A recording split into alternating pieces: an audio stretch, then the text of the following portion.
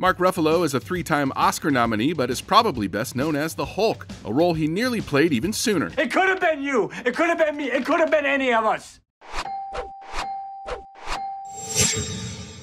Long before joining the Avengers, Ruffalo was an acting student in Los Angeles auditioning for whatever he could, including the JD part that first went to Robert Downey Jr. and then eventually Brad Pitt in 1991's Thelma and Louise. But I appreciate your time. You all have a good day, all right? Ruffalo also auditioned for Dr. Doom in the Roger Corman-produced, never-released 1994 version of the Fantastic Four, losing out to Joseph Culp, who later played Don Draper's father in Mad Men. In fact, Ruffalo has said he went on over 600 auditions before finally catching his first big break in Kenneth Lonergan's 2000 drama, You Can Count on Me. That is a perfect example of what I'm talking about. You are an idiot. The actor's star rose from there, and he was cast in M. Night Shyamalan's 2002 sci-fi mystery Signs, but was forced to drop out after being diagnosed with a brain tumor, and Joaquin Phoenix filled in. The tumor was found to be benign, but the removal surgery caused partial facial paralysis and loss of hearing in one ear. Ruffalo eventually fully recovered and bounced back big in 2004 with Eternal Sunshine of the Spotless Mind and 13 Going on 30. Yeah, it's getting late. I should get home. Also in 2004, Ruffalo played Detective Fanning in Collateral after Val Kilmer had to pull out over shooting conflicts with Alexander.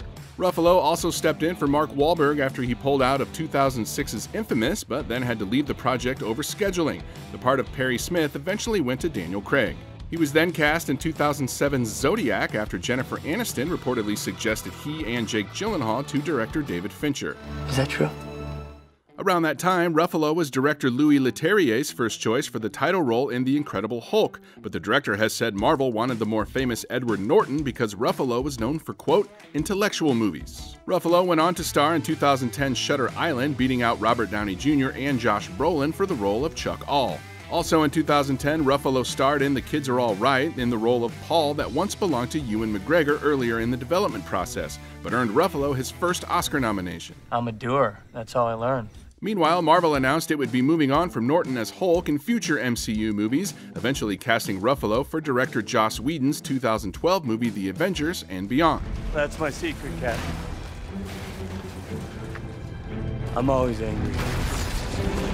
As for director Leterrier, he eventually got his wish to work with Ruffalo in 2013's Now You See Me. The legend is that the eye is everywhere. Ruffalo earned another Oscar nomination for 2014's Foxcatcher and then a third for 2015's Spotlight, in the role of Mike Resendiz that Matt Damon was considered for. Ruffalo stars as twins in the HBO miniseries I Know This Much Is True and is in talks to return to HBO for their series based on Oscar-winning Parasite. Why do you insist on turning this around on me?